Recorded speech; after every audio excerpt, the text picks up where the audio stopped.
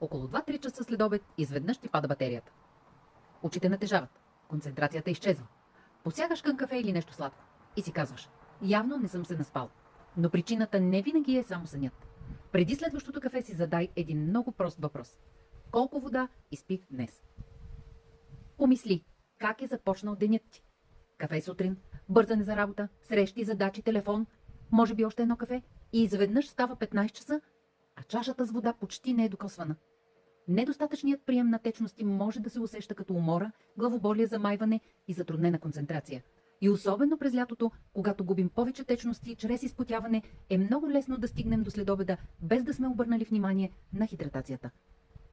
А най-интересното е, че понякога чакаме да ожаднеем, за да пием вода. Но вместо да чакаме жаждата, можем просто да изградим навик. Затова утре направи нещо много просто. До обяд наблюдавай колко вода реално изпиваш. Не колко течности. Колко чиста вода.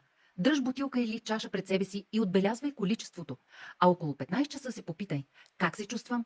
Каква е енергията ми от 1 до 10? Направи това няколко дни и наблюдавай себе си. Не ти обещавам чудеса.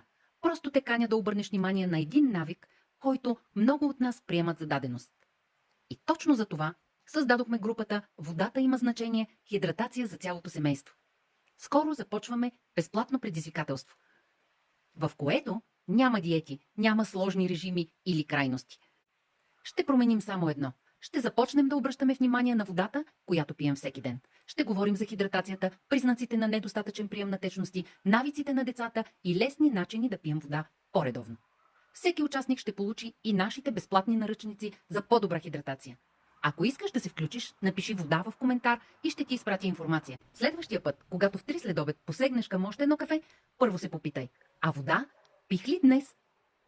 Аз съм Женя Дончева и ви предизвиквам да се включите и заедно да направим вълна, която да залее повече хора. Поканете и вашата приятелка или приятел.